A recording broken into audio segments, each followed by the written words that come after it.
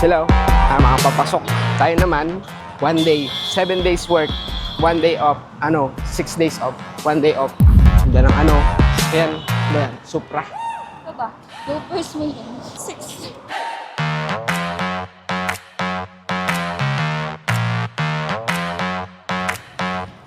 Dapat pala daw, pag nagbablog ka ng ganito, nakatingin ka dapat sa camera. Huwag kang titingin dito sa screen. Sa camera ka mo. Dito, sa camera daw. Ayan. Para sa interview, pag lumingon ka, Akin ka. lumingon ka. Pag lumingon ka or na-disconnect yung mata mo dun sa mata nung nag-i-interview, wala na, GG na. Malaking bawas sa puntos. Kaya kailangan nakatingin ka lagi doon sa mata nung na-interview. Maliit na hack yun eh. Sa sobrang dami kong nang-interview na napuntahan, lagi ka nakatingin sa noo. Sa noo nung nag-i-interview.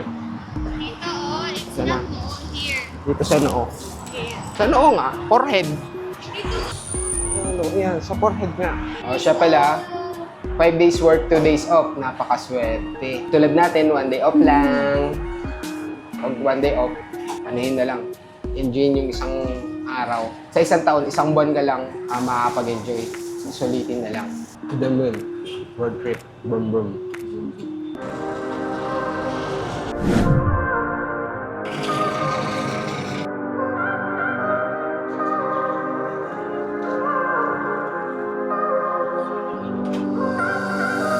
We know the same thing. We're both compasses, and the people don't know. Worries on our head.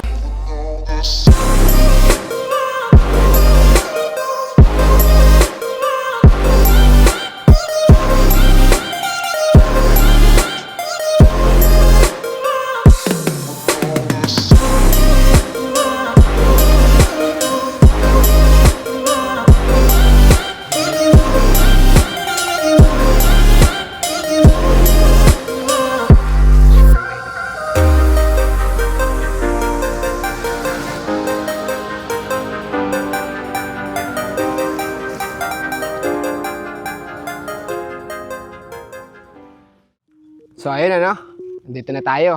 Ang pinakaunang gagawin natin ngayon, hanap muna tayo ng kape. Akong kape. Gusto kong magkape. Tingnan natin kung merong kape dito. Yan, dito na tayo sa beach. Low tide. Wala pa, low tide pa.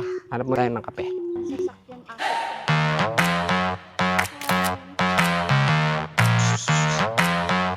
Bigyan mo daw pagkain, tignan mo. Tumakbo sa mga kaibigan niya. Pero tumakbo sa mga kaibigan niya eh. Ayoko. Ikaw, anong pangalan mo? Anong pangalan mo? Tignan mo yung mga pusa dito, mga imported oh. No? Mga mahal na pusa ito eh.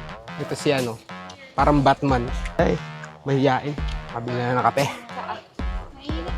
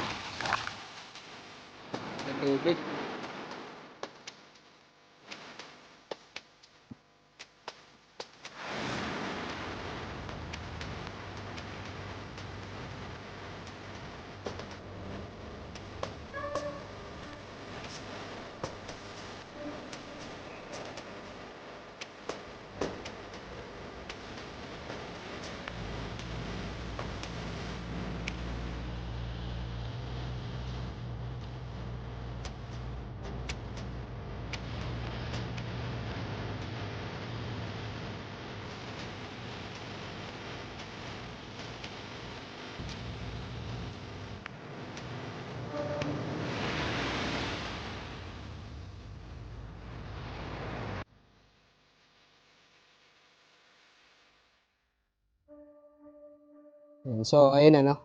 Nakita niyo naman yung view kung paano ba kaganda dito sa Mamsa. Sa isang linggo, isang beses ka lang day off. Mas prepare ko yung ganito na lumalabas na yun, pampatanggal ng stress sa trabaho. Ayan. And gano'n lang naman. Kumbaga sa buhay, sabi nga, yun na, enjoy mong buhay dahil yung, yung mga material na bagay, ano yun may iwan mo din yun pag nawala ka na sa mundo. Kumbaga, enjoy mo lang kung ano ang binigay ng Diyos sa atin. Yung tulad ng mga ganito, yung magandang isla, yung magandang view, so, binigyan tayo ng biyaya na kapal para ma-explore.